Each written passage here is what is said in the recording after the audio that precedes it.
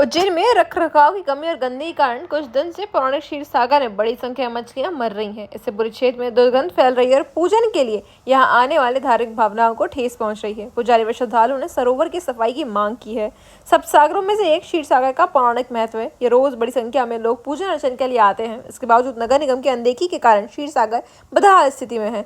पुजारी पंडित मंगलेश मेहता ने बताया कि उज्जैन पौराणिक धार्मिक नगरी है। क्षीर सागर सब सागरों में से एक है।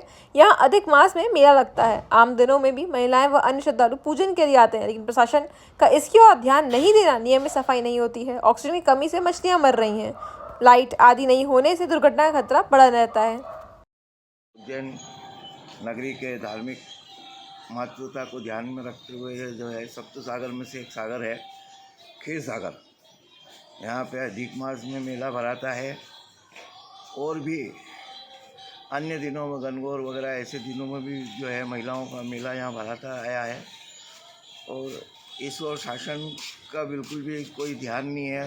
ये प्रॉपर इसमें साफ़ सफाई नहीं होती है और न ही जो है लाइट व्यवस्था वगैरह भी देखी जाए तो जो है प्रशासन इसमें उदासीनता बरतता है। कभी भी कोई दुर्घटना हो सकती है क्योंकि मछलियाँ जो है इस तालाब में वो फव्वारे नहीं चालू होने की वजह से ऑक्सीजन की कमी से मछलियाँ जो है मरती जा रही है। और अभी धूप और पड़ेगी तो और थोड़ी सी मछलियाँ अधिक तादाद में मरने की संभावना है। कृपया इसकी सफाई करा के और इसके फव्वारे जो लगे हुए हैं इनको जो है बंद पड़े, इनको चालू कराने का कष्ट करें। क्या नाम है आपका? पंडित मंगलेश मेहता।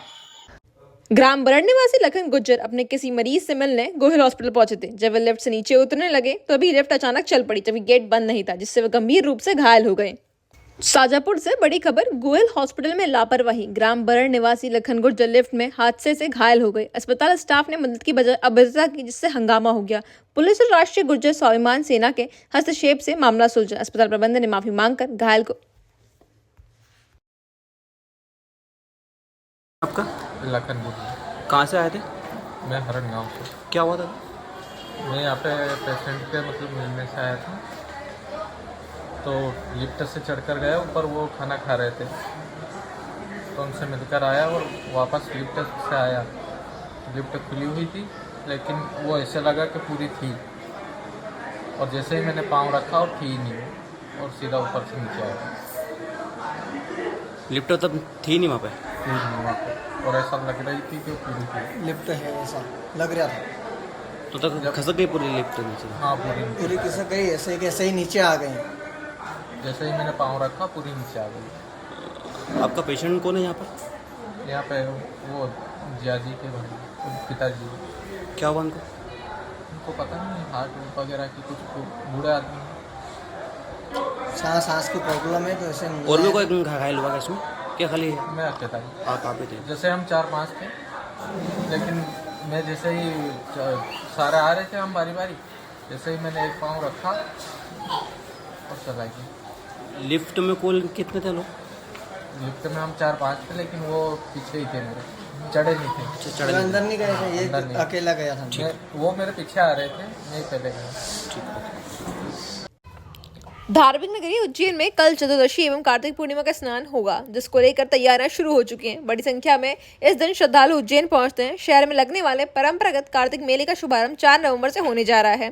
इसके लिए नगर निगम की तैयारियां अंतिम चरण में है, जहां रामघाट से दत्तखड़ा घाट जाने वाली छोटी रपट को निगम द्वारा वैकल्पिक मार्ग बनाया गया है। वहीं मेले के लिए समिति का गठन हुआ है। रामघाट के साक्षी पुजारी पंडित आनंद जोशी लोटावाला ने जानकारी देते हुए बताया कि शिप्रा नदी स्थित मुख्य छोटी रपट पर पुल निर्माण कार्य के चलते खुदाई चल रही है, जिसके कारण से इस मार्ग को बंद कर दिया गया है। उज्जैन पहुंचेंगे श्रद्धालुओं को तकलीफ ना हो, जिसके लिए अन्य माध्यमों को खोल दिया गया है। रविवार से यहाँ रेलिंग लगाना शुरू हो गई है और घाट पर सुरक्षा की पूरी व्यवस्था की जा रही है। रेलिंग लगने के बाद 3 शिफ्ट में मार्ग को दोनों तरफ से 2-2 वॉलंटियर मौजूद रहेंगे। साथ ही घाट पर पूरे समय होमगार्ड जवान तैनात रहेंगे। यहाँ पर आप देख रहे हैं कि अभी सिंहस्थ के काम के कारण छोटी रपट का पुल तोड़ दिया गया है, और कल और परसों कार्तिक पूर्णिमा का स्नान है, जहाँ भारी जनसंख्या श्रद्धालुगण स्नान के लिए आएंगे। कार्तिक मेले के अंदर भी प्रवेश करेंगे, लेकिन ये पुलिया टूटने के कारण सभी व्यापारी और रामघाट के पंडित पुजारियों ने और संत बाबाओं ने शासन से प्रशासन से निवेदन किया था कि जनता कहाँ से कार्तिक मेले में आएगी। इसके कारण शासन ने और कलेक्टर साहब ने निर्देश अनुसार रामघाट का छोटी पुलिया का पानी जल स्रोत कम करके ये पुलिया यहाँ पर चालू कर दिया गया है और इस पे रेलिंग लगाने का कार्य चालू है और यहाँ पर गार्ड की ड्यूटी तैनात कर दी गई है क्योंकि कोई भी हादसा नहीं हो। इसके कारण श्रद्धालुगण कार्तिक मेले में छोटी रपट से प्रवेश करेंगे। कल चतुर्दशी का और कार्तिक पूर्णिमा का स्नान है क्योंकि भारी लाखों जनसंख्या सिद्धवट का स्नान करके सीधे रामघाट पर कार्तिक मेले में स्नान करेगी और शिप्रा नदी में स्नान करेगी। कार्तिक पुण्य का बड़ा महत्व है जो यहाँ पर स्नान ध्यान करने से अपने पितरों की सुखपिंडी तिरपिंडी करने से उनके समस्त पितरों का आशीर्वाद उन पर बना रहता है। पंडित लोटा गुरु। उज्जैन पुलिस दूरसंचार मुख्यालय के निर्देश पर उज्जैन पुलिस ने डायल 112 FRV टीम के कर्मियों को आपातकालीन प्राथमिक उपचार हेतु CPR और BLS का विशेष प्रशिक्षण दिया। पुलिस नियंत्रण कक्ष में आयोजित इस प्रशिक्षण का नेतृत्व ASP अभिषेक रंजन और नितेश भार्गव ने किया। शासकीय जिला चिकित्सालय के एनेस्थीसिया विशेषज्ञ डॉक्टर भगवान सिंह दांगी और स्टाफ नर्स सुश्री शालू राठौर ने मुख्य प्रशिक्षण के रूप में उपस्थित होकर कर्मियों को प्रशिक्षित किया। प्रशिक्षण का मुख्य उद्देश्य कर्मियों को हृदय गति रोकना, पे सांसें रोकने और बेहोशी से आपात स्थितियों में त्वरित और प्रभावी जीवन रक्षक सहायता प्रदान करने में सक्षम बनाना था। व्यवहारिक प्रदर्शनों के माध्यम से छाती पर दबाव, चेस्ट कंप्रेशन, रोग स्थिति मूल्यांकन जैसी तकनीकों का बल दिया गया। उज्जैन पुलिस दूरसंचार मुख्यालय के निर्देश सोमवार को उज्जैन में भगवान महाकालेश्वर की 2 सवारियां 7 घंटे के अंतराल में निकलेंगी। ये विशेष संयोग इसलिए है क्योंकि इस बार कार्तिक माह की दूसरी सवारी और वैकुंठ चतुर्दशी एक ही दिन पड़ रहे हैं। महाकाल मंदिर प्रबंधन के अनुसार रविवार आधी रात के बाद ही चतुर्दशी तिथि शुरू हो गई थी। शाम 4 बजे कार्तिक माह की दूसरी सवारी महाकाल मंदिर से निकली। सभागृह में पूजन के बाद कलेक्टर रोशन कुमार सिंह, SP प्रदीप शर्मा ने पालकी का पूजन किया। भगवान महाकालेश्वर की श्री चंद्रमौलेश्वर स्वरूप में रजत पालकी में विराजमान होकर भक्तों को दर्शन देने निकले। इस दौरान मंदिर के बाहर सशस्त्र बल्ली की टुकड़ी ने पालकी को विराजित भगवान चंद्रमौलेश्वर को सलामी दी। इसके बाद पुलिस बैंड महाकाल का अपना बैंड सवारी में शामिल हुए। किस पर सवारी निकली है? आज कार्तिक मास के सोमवार की दूसरी सवारी है जो कि 4 बजे पारंपरिक रूप से पूजन पाठ होकर के सभा मंडप में पालकी में चांदी की पालकी में चंद्रमौलेश्वर भगवान निकले हैं और नदी पर पूजन होगी। वही पुराने रूप से पारंपरिक रूप से सवारी मंदिर पहुंची। जय श्री महाकाल। आपका नाम? पंडित गोपाल पुजारी। उज्जैन मंडी में अच्छी सोयाबीन को समर्थन मूल्य से अधिक का भाव भी मिल रहा है, लेकिन बारिश से सोयाबीन फसल में नमी बढ़ने के कारण भाव कम भी मिल रहे हैं। हाल ही में हुई नीलामी में उज्जैन कृषि उपज मंडी में किसानों के लिए रात भरी खबर आई है। अच्छी क्वालिटी के सोयाबीन को 5,732 रुपये प्रति क्विंटल तक का उच्चतम भाव मिला है, जो समर्थन मूल्य से काफी अधिक है। वहीं सोयाबीन की अच्छी क्वालिटी वाली उपज को भी बाजार में बेहतर दाम मिल रहे हैं। चिमनगंज मंडी पुलिस सचिव अश्विन सिन्हा के अनुसार वर्तमान में जो फसलें बाजार में आ रही हैं उनकी क्वालिटी और नमी के आधार पर भाव तय हो रहे हैं। लगातार 2-3 दिनों से हो रही बारिश के कारण कुछ उपज में नमी की मात्रा बढ़ी है, जिससे फसल की गुणवत्ता प्रभावित हुई है।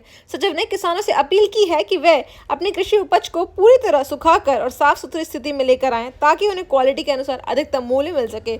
मंडी प्रशासन द्वारा इस संबंध में बार-बार उद्घोषणाएं और समझाइश दी जा रही है, ताकि किसानों को नुकसान ना हो और उनकी मेहनत का पूरा मूल्य उन्हें मिल सके।